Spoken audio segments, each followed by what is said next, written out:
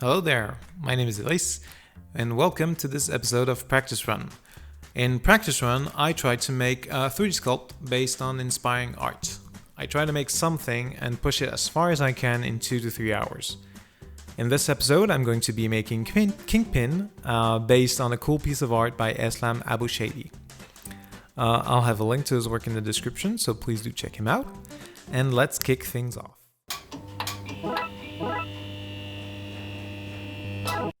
Okay, so the goal is to practice and to work on something different from what I usually do. It's meant to train myself to be more efficient with my time and to try to match someone's style as close as possible. Where when I get a job, I can overcome the fear of working on a style I don't know. Doing something in a couple hours helps me take a break from everything else.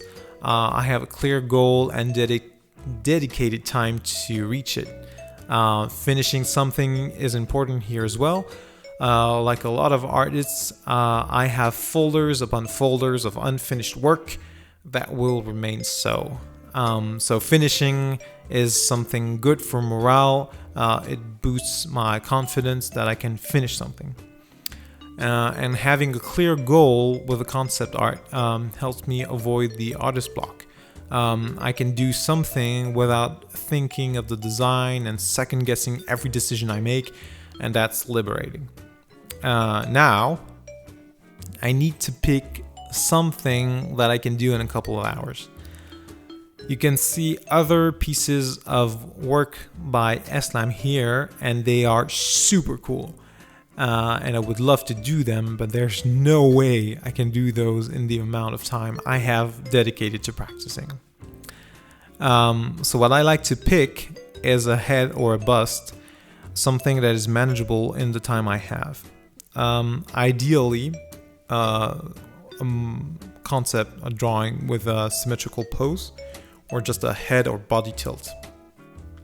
That way I can turn on symmetry and be more efficient. Although sculpting in a pose is good practice and it's something I should do more often.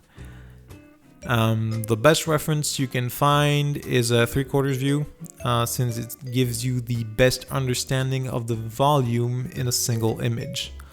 But if you pick a profile, then no one can tell you your front view is wrong.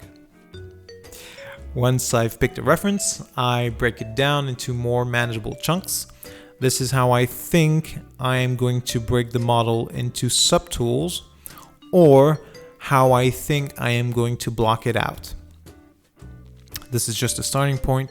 In the end here, I added more volumes to build the torso and the arms before making the shirt and jacket. But it's still good practice to have an attack plan. Now it's time to start the clock and make the jump. It's ugly for a while, but if it's that bad, it can only get better with time. I put my headphones on, get in the zone, no pressure, no clients, no overthinking. And that's going to wrap things up for me talking in this episode of Practice Run. Check Eslam's work at the link in the description below. Like and subscribe if you enjoyed this content, and I'll see you guys in the next video.